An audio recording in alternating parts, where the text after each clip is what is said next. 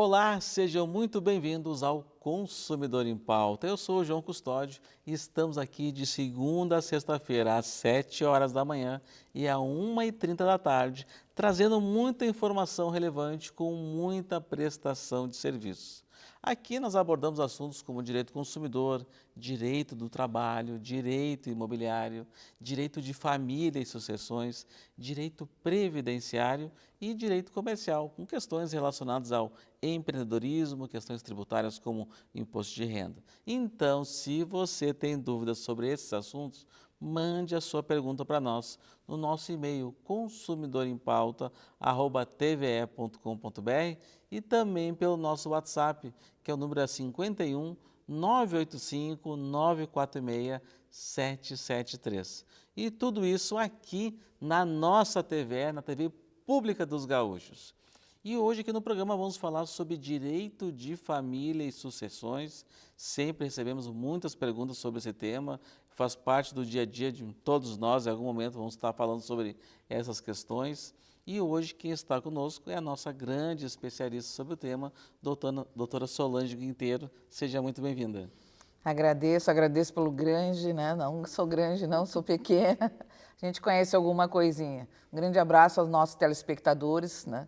Estão aí curtindo o nosso programa. Então já vamos para a nossa primeira pergunta do dia, que é o Joel, aqui da cidade de Cachoeirinha. Valores recebidos por um dos herdeiros, conta na hora da partilha, doutora Solange? Olha, sim e não, né? Eu tenho duas considerações por dois viés a ser respondido para o João, né? Eu sou o Joel. Isso, Joel, até era o nome do meu pai, falecido pai.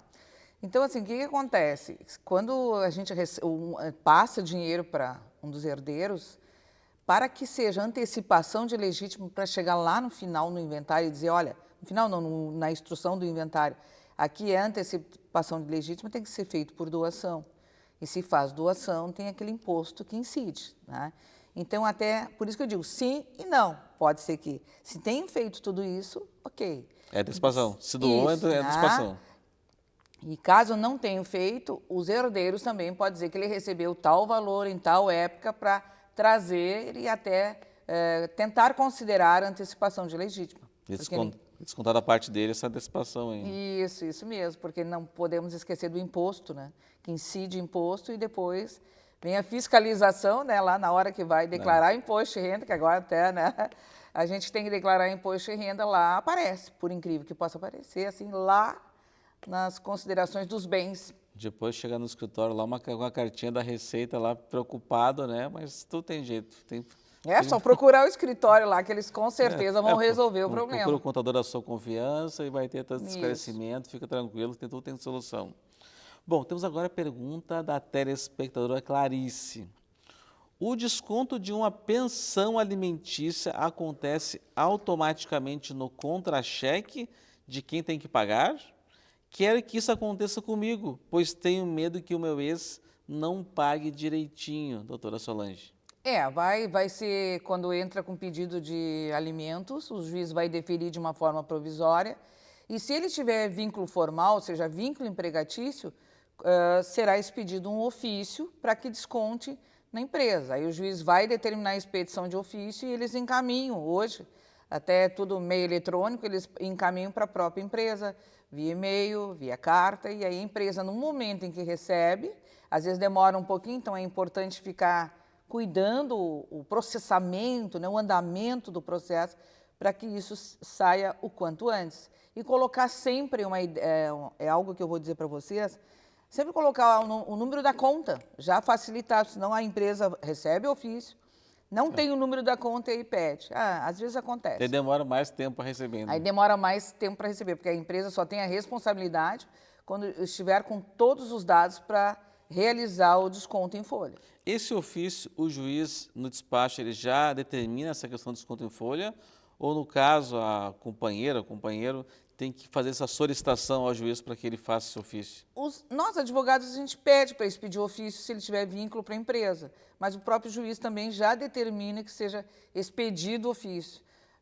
Agora, com a agilidade do processo que está sendo no nosso Poder Judiciário, né, ele diz que a própria decisão proferida, e ela já serve como ofício. Bem interessante, Ah, né?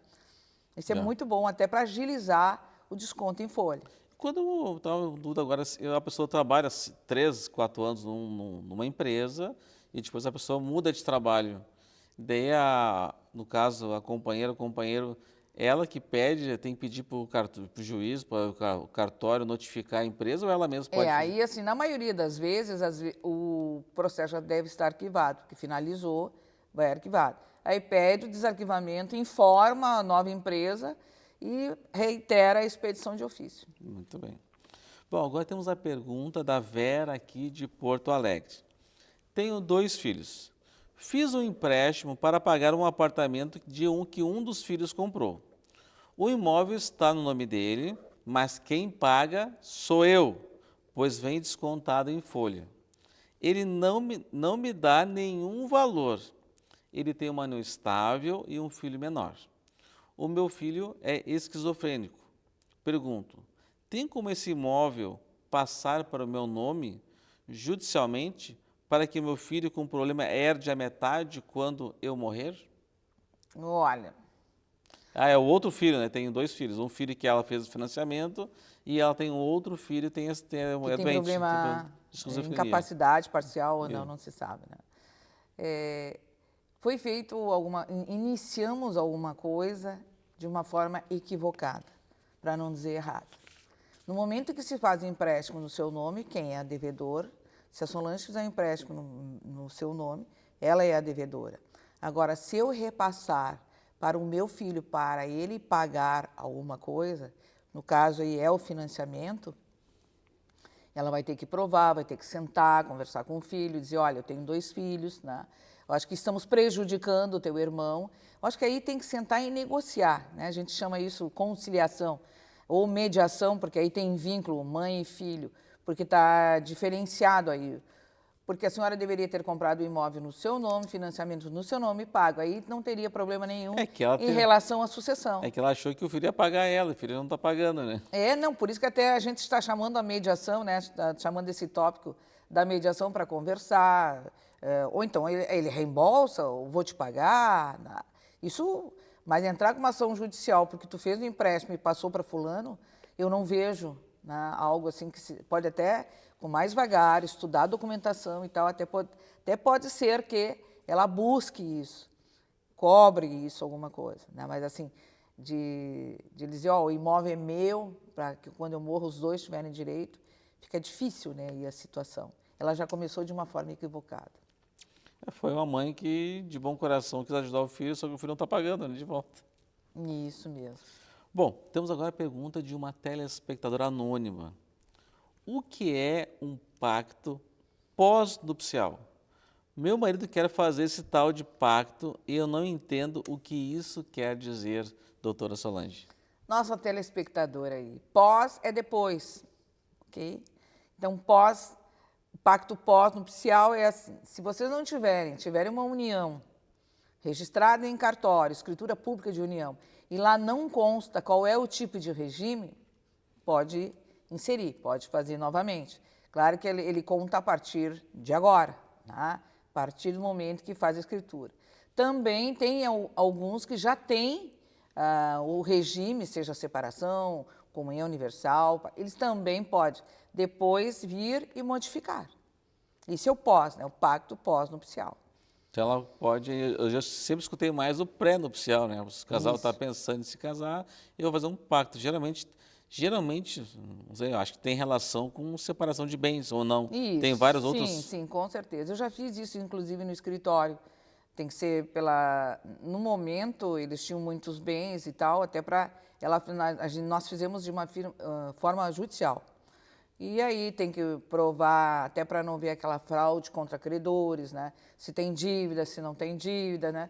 Tudo tem a sua natureza jurídica em relação a isso. Agora vamos fazer pacto, separação total, né? Agora tem muita dívida, não quero que se Tem comunique. muita dívida, né? Não vai te atingir. Então, tem que fazer todo um processo com procedimentos a serem realizados. Muito bem. Agora tem a pergunta do Matias. Tem um relacionamento de 10 anos. Nunca moramos juntos. Estamos em uma união estável, doutora Solange? Estamos numa união estável desde que, olha essa condicionante, uma preposição pelo português, né? Que mantenha uma união pública, notória, que adquiram alguma coisa. O que vocês querem, né, com essa união? Não morando no mesmo lugar, mas mesmo assim, se vocês tiverem a intenção de constituir família, aí sim caracteriza uma união estável. Então, mas essa questão sempre é, tipo, tá namorando, né? Estamos namorando 10 anos, cada um na sua casa e tal. Como é que prova essa questão de desejo de constituir família? Eles a falar abertamente, Isso, né? tem plano de ter Então, filhos? então, assim, eu vou te fazer uma pergunta agora, né? Já que ele passa o tempo todo me perguntando, Ah! me questionando. Tu tá com alguém, né? Namorando, como tu trouxesse para nós aqui, e aí se você, minha querida, meu amor, minha vida, vamos comprar, quem sabe, aquele sítio para gente aos finais de semana e ir até lá. Acha que é constituir família isso? Eu acho que só comprar um sítio para passear o final de semana. Não quero dizer que a gente quer constituir família. Pode dar essa intenção, né? Mas Aos colegas que nos assistem também, aos nossos telespectadores, ele já está contestando, ok? Né? Mas isso é importante. Claro, a isso é uma constituição de demonstração. família é se preocupar com o outro. O que é família, né? É aquilo que une, tanto que eu posso ser só eu e ser constituído família. Esse professor eu não tenho intenção de ter filhos, e Isso. mesmo assim posso ter uma tendência, eu posso ter intenção de constituir família. E isso, sim, a gente constitui família para terminarmos, né, dessa e para uma melhor, unidos, um Juntos. companheiro do outro, confiança. É claro que chegar e dar um conceito, constituir família com uma palavra, tu não consegue. Então tem todo um contexto, tem toda uma contemplação, tem toda uma prova em relação a isso. Tu te preocupa com a doença dela, né? Tem os lados bons, tem o lado ruim também. A gente se preocupa, a gente busca. Se pensa no futuro também, isso é constituir família. Muito bem. Ótimos esclarecimentos até aqui, mas o tempo passa voando e a gente vai ter que fazer um intervalo, é bem rapidinho, já voltamos.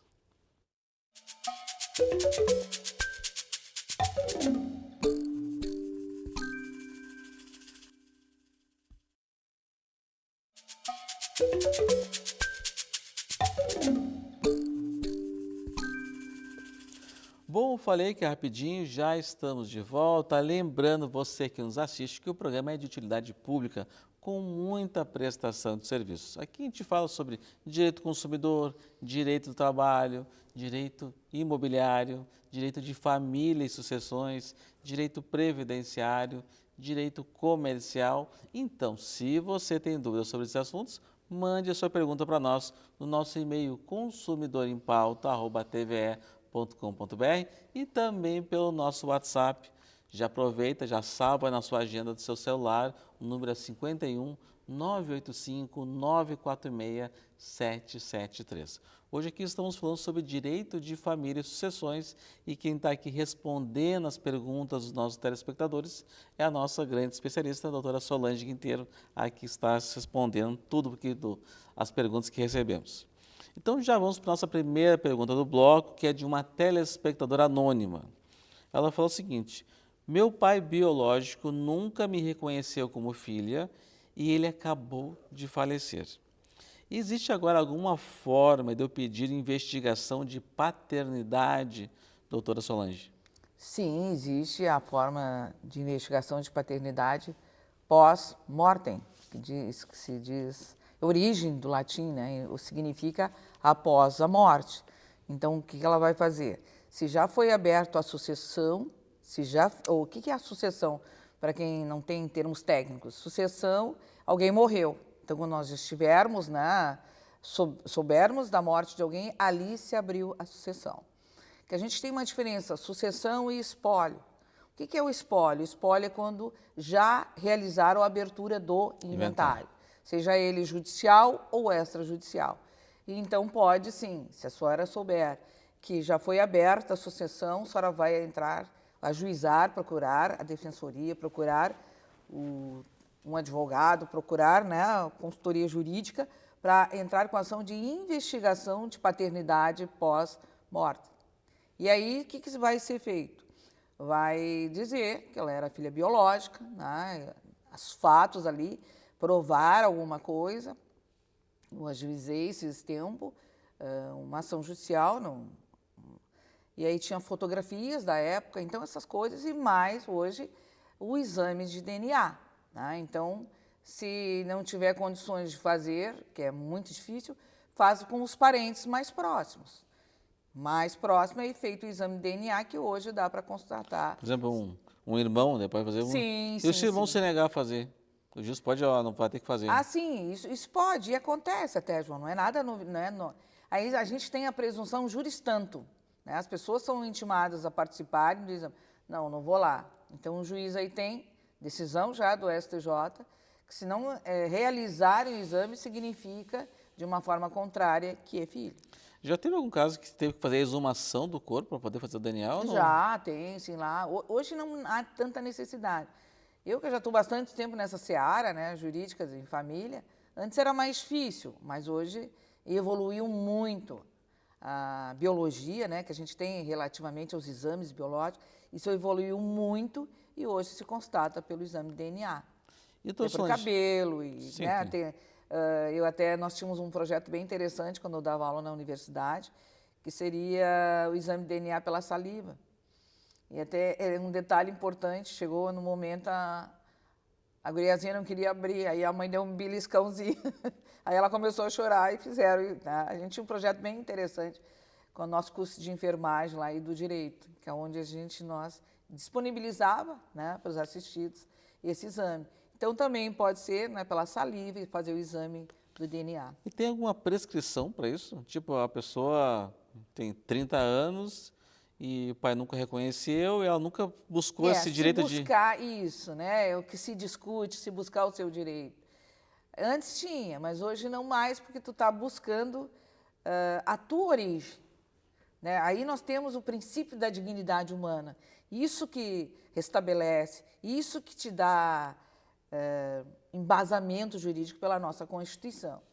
Então, hoje já foi decidido que não, né, nos nossos tribunais superiores. Muito bem. Temos agora a pergunta do telespectador César. Tenho uma conta conjunta com a minha mãe e tenho 2 irmãos. Como ficam os valores que tiverem na conta caso ela venha a falecer, doutora Solange? Aí nós temos a conta conjunta. Às vezes me perguntam isso, né, também, no momento do óbito. Se nós tivermos uma conta conjunta, 50% em princípio é meu e 50% é teu. Concorda? Sim. Mas se eu entender de uma forma que esse dinheiro era todo do falecido... Tudo vem da pensão e depositava naquela conta. Aí é uma questão de dignidade. Olha, esse dinheiro não era meu, só tinha até para se de repente necessitasse, ou se a pessoa viesse a necessidade de um internamento, né? Alguma coisa de despesas para saúde, etc. Aí estava ali pronto para... Mas, em princípio, é isso. Né? Juridicamente, meio a meio é de cada um. De cada um. Bom, agora temos a pergunta do Antônio. Em que situações os avós são obrigados a pagar pensão para os netos, doutora Solange? Bom, a obrigação quem tem são os pais. Os pais têm obrigação. Eu não tenho condições, tem que ter. Né? Criar e educar não é fácil. Então, tem que ter esta obrigação de prestar, a possibilidade de prestar e a necessidade dos filhos. Isso, sem sombra de dúvida. Às vezes, ocorre alguns momentos em que o pai não consegue, por exemplo, vamos pegar o exemplo do pai, não consegue prestar alimentos. Porque aí a recíproca é verdadeira, tanto para a mãe quanto para o pai. O pai não tem condições, está doente, aí, né, se está doente, de repente pode pedir o auxílio doença na área previdenciária, nossa aqui, nós excelentes, né, advogados da área previdenciária. Mas se ele não contribuir, não tem direito. Então não tem condições de postular. Aí que os avós eles não têm obrigação, eles vão subsidiariamente prestar alimentos. Só que tem um grande detalhe, né? Não são só os avós, por exemplo, paternos, o materno também. Então, às vezes, o pensamento é de que o pai não tem condições de pagar, então vamos pedir para os avós paternos. Não, mas aí dividir a conta aí. Aí, bem como tu perguntasse, os avós. Então, o paterno e o materno também não tem essa obrigatoriedade. Claro que tem responsabilidade em contribuir por um período, inclusive. Mas o paterno De pode... repente, se o também... Só para concluir, já te dou a palavra. Está preso por um... Né? Se está doente, tive também... porque aí vem a família. Né? São questões pontuais, essas temporárias, às vezes. Isso. Uma questão que a pessoa não está em condições, não está trabalhando por uma questão de um acidente, está em recuperação. Não precisa ser uma coisa assim para sempre, pode ser uma coisa só temporária. Não, até pode virar óbito também, fica, né? Se discute, também tem isso. Então, mas se foi acionado somente os avós paternos não, tudo bem, mas vou chamar também os paternos. Legitimidade passiva. Bom, agora temos a pergunta de um telespectador anônimo. Não estamos tendo condições de pagar o inventário do meu pai. Essa é uma situação muito comum também que acontece, imagino eu. Ele deixou apenas o imóvel e nenhum outro recurso. O que podemos fazer, doutora Solange? Olha, eu vou fazer 2 momentos, assim, 2 viés. Todo inventário ele tem custos. E quem recebe esses custos são os impostos. A origem desses custos são impostos. Então, nós temos impostos, taxa judiciária e custos do processo em si. E do advogado. E dos advogados. Né? Se não tem condições, pode buscar a defensoria. Né? Parece aí que é o caso. Mas a defensoria não tem como o defensor público pagar as despesas. E se fizer a avaliação dos bens, com certeza vai ser feita a avaliação pela Secretaria da Fazenda Estadual e vai ter custos. Tem que pagar alguma coisa, tem. Então, pode pedir a gratuidade da justiça. Na maioria de inventário, eles deixam ao final, então não ao final. Então, se não tem condições de pagar, porque as despesas de quem são? É do espólio, não são dos herdeiros. Não é do inventariante as despesas. As despesas são do espólio. Então, tem tirado um monte-mor, que a gente chama o patrimônio monte-mor, e dali as despesas serão pagas e aí concluído. Depois de vender o imóvel, e daí com a venda paga tudo. Daí. Isso. Porque é a última solução, porque pode ser um imóvel de pequeno valor e a família tem uma renda baixa, às vezes pode ser um imóvel de grande valor, mas que os filhos não têm condição financeira para arcar com isso. Né? Sobrou um imóvel de 5 milhões. Então, vai dar um imposto sobre 5 milhões, mas a pessoa não tem uma renda suficiente para pagar o imposto. Aí o que a gente faz? A gente pede autorização, que tem que ser para o juiz, através de um alvará. O juiz vai determinar que deposite na conta judicial. Para quê? Né? Para pagar as despesas, prestar contas e depois dividir na partilha. É uma boa alternativa. Temos agora a pergunta da telespectadora Ana. Tenho uma união estável há 10 anos. Não temos filhos juntos. Caso o meu companheiro venha a falecer, eu serei a herdeira dele? Inicialmente é meeira dos bens que adquiriram na constância da união, né, ou do casamento, que para mim é a mesma coisa, só tenho diferenciação em relação ao registro. Se não tiver descendentes, como não tem filhos, e não tiver ascendentes, que são os pais, aí sim ela herda. Se os irmãos não entram nessa... Não, para entrar, primeira linha, segunda linha reta, né? Então, se não tiver descendentes, ascendentes, isso. Mas se tiver os pais... A não ser, até, esses tempos até me perguntaram, a não ser que ele tenha deixado um testamento, ok? Também tem isso. E testamento, necessariamente, não se sabe. Então, hoje, para, inclusive, postular a abertura do inventário, a primeira coisa que tem que se fazer é a certidão negativa de testamento. Se não tiver deixado um legado para alguém, aí sim. Essa certidão negativa tem que ir em cada cartório para solicitar isso ou tem Não, uma central? Ela é nacional. É nacional? É nacional. É uma central nacional. E é bárbara, né? Esse dia eu requeri certidão negativa de testamento de 1979 e foi negativa. Não. É sensacional. O que é a era da informática. Ainda é pouco comum as pessoas fazerem testamento ou ter aumentado o número de testamentos? Tem. Tem aumentado. Acho que até em razão, é uma ideia que eu tenho e também já li alguma coisa a respeito, em razão da pandemia. A pandemia. Ela surgiu né, o que fazer? É porque, tipo, é uma coisa latina, a gente não gosta muito de falar da morte, né? É. E tu vê assim, em outros países, tu vê que isso é bem comum, as pessoas deixarem testamentos, né? Mas parece que nós, latinos, aqui, os brasileiros aqui, a gente tem um tabu. Ah, vou falar de testamento, vou falar de morte, vou chamar coisa ruim, né? É isso mesmo, tu falasse uma palavra correta, né? Eu me lembro ainda assim da minha avó e tal. Ai, não fala em morte que isso é coisa ruim. E é interessante que todos pensem o seguinte, por que não regularizar? Porque aí depois ficam discutindo, brigando, um litígio. Por que não regularizar antes? Uma questão, né, de amadurecer a ideia, de buscar, ver, olha, o que eu quero, o que eu não quero, o que tem. Que aí as pessoas, né, não pensam e têm medo, a meu ver, de falar em morte. Doutora Solange, muito obrigado pelos ótimos esclarecimentos. Agradecendo a sua qualificada audiência. Muito obrigado. Até amanhã. Tchau, tchau.